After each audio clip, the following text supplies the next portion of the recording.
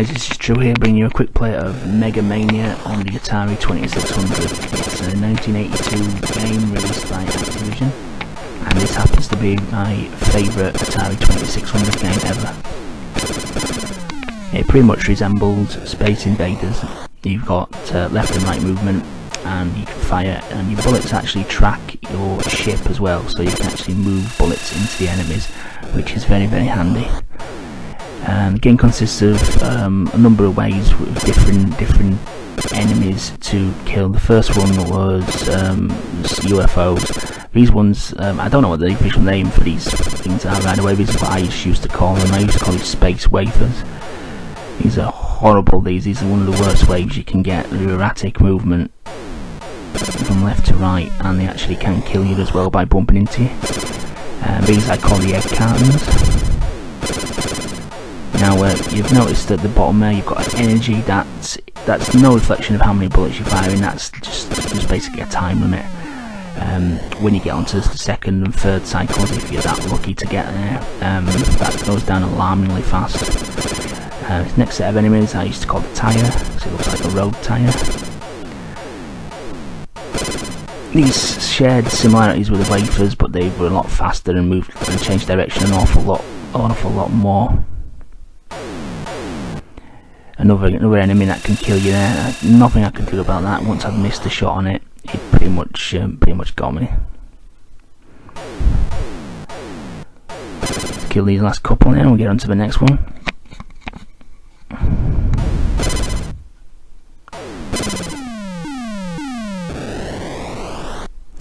Yeah, the diamonds. Nothing much else you can call them. These are probably the smallest enemy in the entire game as well. The thing with these waves is they do rain bullets down you quite fast, and this enemy in particular on this cycle changes its height as well, where it's very low there and you get trapped in a corner like I did there. If it decides to shoot, you're dead pretty much. Next enemy, this is the irons. Now this enemy is quite unique really, because they come down in 3 columns, so you've got to actually take one out. If you don't take one out when they're first coming down, you're pretty much knackered really, because you can't actually get into line to shoot them and put a hole in it so you can fit in.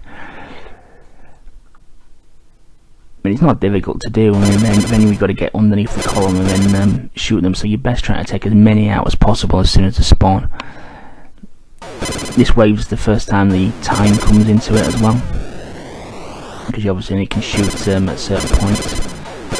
Next enemy, the dicky bows. Getting fast moving left to right enemy, similar to the others that we've come across.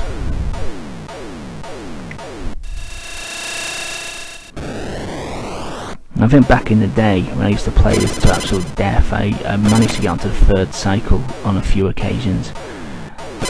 Pretty much the 2nd cycle gets really, really difficult. There's certain waves, the wafers and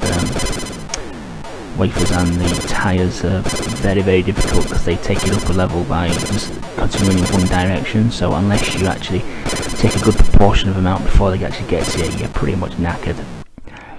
This is the last enemy in the cycle. You might think it's asteroids, but I call them fluffy dice. Just randomly spawn onto the screen to do. Wherever they fall off the bottom, they don't necessarily appear in the same place. So again, your time comes into play quite a lot on this level, because you literally don't know where the last one's going to appear. Right, 2nd cycle, so we're back onto the UFOs again.